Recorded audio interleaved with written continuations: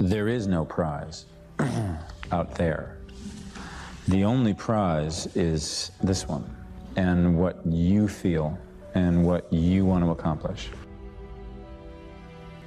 I feel that I very often watch a lot of young people sort of meander around without any idea about why they're doing what they're doing.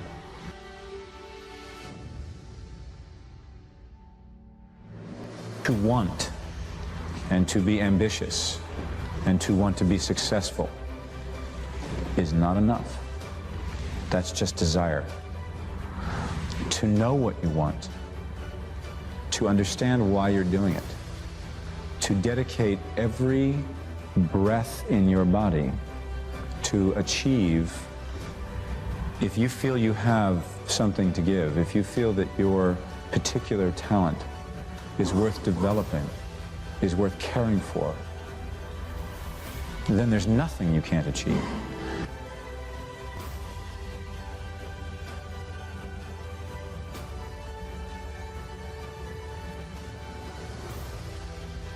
Your purpose is available to you at any moment in your life, but you gotta know what it is. Each moment, we've got to be able to find some sense of meaning for our lives, something that is significant, something that is useful. What's your why? Why do you wake up in the morning? Why do you put on that jersey? Why do you go out and practice? Why? What's your why? I do what I do because my daughter says she's going to Harvard. Maybe it gets you to put some of your focus into the most important area of life, which is enhancing meaning. See, all of us in life have to have a reason to be here. If all you're doing out there is going out and trying to achieve goals, and then you achieve them, then I'm sure you've run into that trip-up wire that says, okay, I've achieved the goal, and now what, right? You achieve the goal and your brain says, is this all there is? See, the purpose of a goal, as I've shared with you so many times, is not to achieve the goal. The purpose of the goal is what it makes of us as people, who we become. Ultimately, though, we have to have a sense that who we even have become has some kind of meaning. Without that, there's not a reason to live. There's not a reason to get up. There's not a reason to go out there and make it happen. I'm gonna go for something. I'm gonna stand for something. I'm gonna put myself in line in a relationship or my business or my vision to make a difference in the world. And no one can live a life that's fulfilled without a sense of meaning. You gotta have a why. You gotta have a reason for why you do what you do. See, we've been put here for a reason. What did you learn from it? Are you learning anything, or are you doing it over and over and over again? Are you going through it, or are you growing through it? Are you bigger and better because of it? Things are going to happen to you, and the most important thing to do is to harness your will and let it go. I'm in control here. I'm not going to let this get me down. I'm not going to let this destroy me. I'm coming back, and I'll be stronger and better because of it. You have got to make a declaration that this is what you stand for. You're standing up for your dreams. You're standing up for peace of mind. You're standing up for health.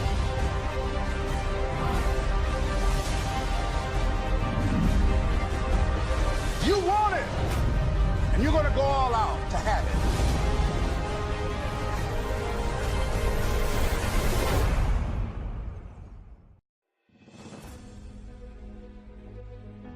What is an extraordinary life on your terms today?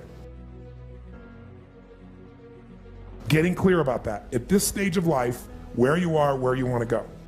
At some level, you have a blueprint, a mindset, a belief system, a philosophy, a set of values that says, if I master this thing called my life or my enterprise, then I'll have this great feeling. But what's really interesting about life, I believe that extraordinary life, however you define it, has two master skills to it. The first skill is the science of achievement. The science of achievement is a skill. It is a science. There are laws. You may not understand why it's taken so long, why it hasn't turned out the way you thought, why you're in a lonely season, a discouraged season, a stagnant season. But everything you've been through was to strengthen you, to develop you, to prepare you. It's about how can I find the gift I have to give the world.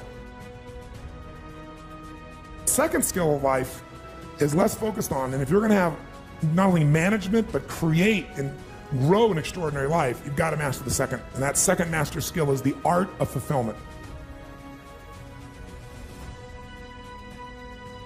Is find out what is it for you that's going to fulfill you. And I'll tell you, there's two primary elements to that.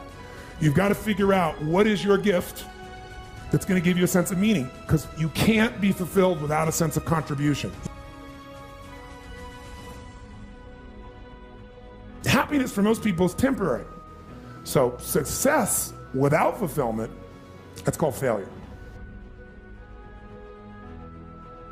God wouldn't have allowed it if it wasn't part of the process. Without it, you couldn't give birth to what's in you. And if you'll do like David, not try to figure it all out, not live bitter, negative, instead, keep passing the test. Keep doing the right thing, giving, serving, loving, then your time is coming. Sometimes we have to ask ourselves, what's using my life?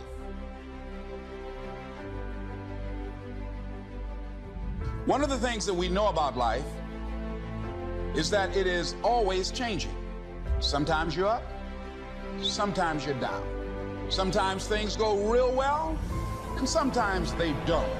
Sometimes you're happy, and sometimes you're sad. Now that's that thing called life. And when we begin to understand and know that, accepting that reality that we will never ever have things just on an even keel all the time, that you're going to have some ups and you're going to have some downs. But during those down moments, that's where the growth takes place. That's where the work is. Anybody can feel good when they have their health, their bills are paid, they have happy relationships, the children are acting normal. Anybody can be positive then. Anybody can have a larger vision then. Anybody can have faith under those kinds of circumstances.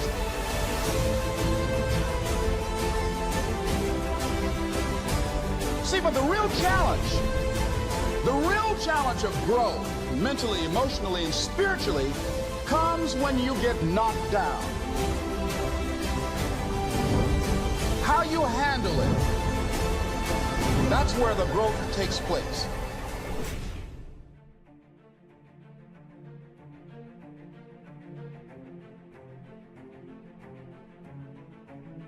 Is an evaluation of what your real gifts are that are going to fulfill you. Because many of you are living a script around your life that involves having an enterprise when really that may not be your true nature.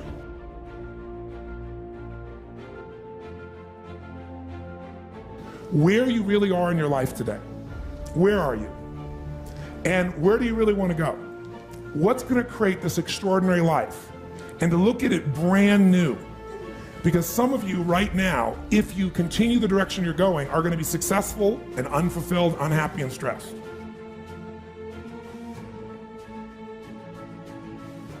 Because once we get, into a dream, then that dream starts to take on a life of its own. It gives us juice, it gives us energy. But how many of you got the dream, achieved your goal, and then thought, is this all there is? You got to separate the vehicle from the outcome.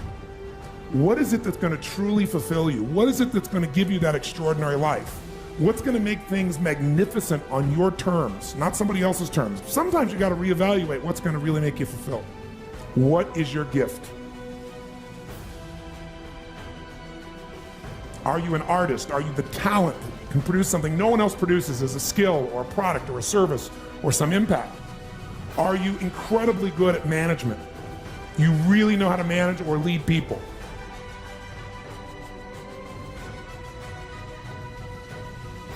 Are you an extraordinary entrepreneur that can take that gigantic gut load of risk and can create the vision and attract the talent that you need and the managers and leaders?